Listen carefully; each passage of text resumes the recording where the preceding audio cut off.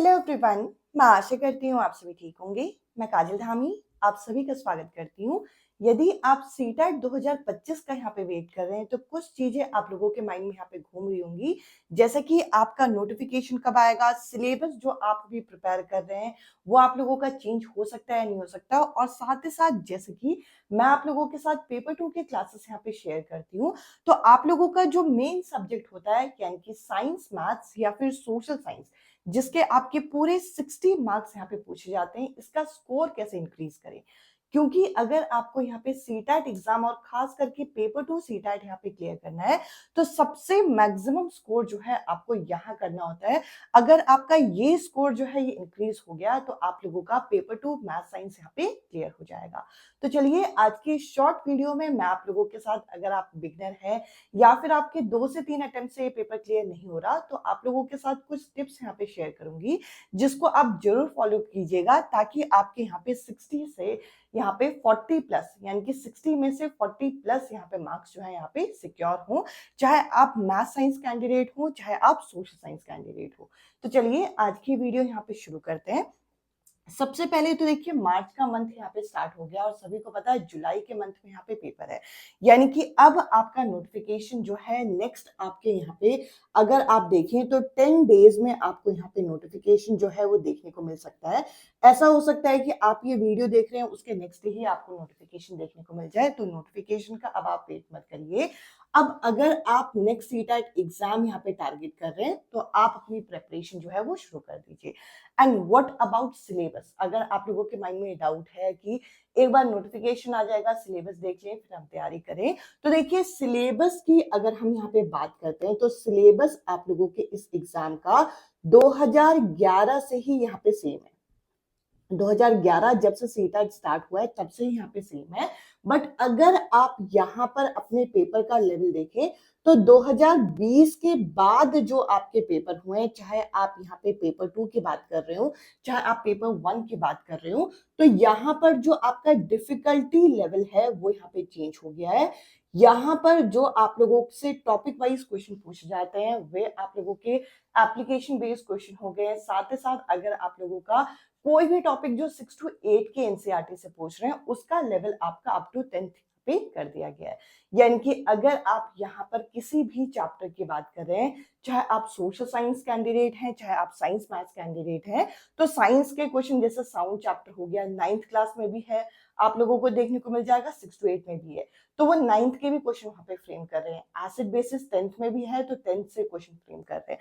तो आपको इस तरीके से यहाँ पे तैयारी करनी है कि डिफिकल्टी लेवल को आप अचीव कर पाए।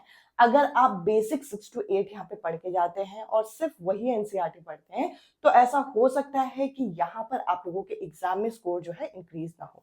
अब जो मेन आप लोगों का डाउट है कि यहाँ पे हमारा स्कोर इंक्रीज नहीं हो रहा, जो आपका 60 मार्क्स का यहाँ पे कंटेंट पूछा जाता है उसमें आपका इंक्रीज नहीं हो रहे मार्क्स, तो क्या करें।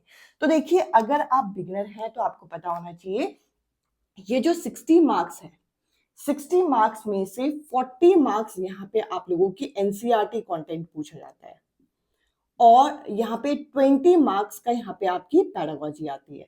अगर आप साइंस मैथ्स बैकग्राउंड से है तो यहाँ पे आपके 40 मार्क्स में से 20 मार्क्स आपका साइंस का और 20 मार्क्स आपके मैथ्स के पूछे जाएंगे।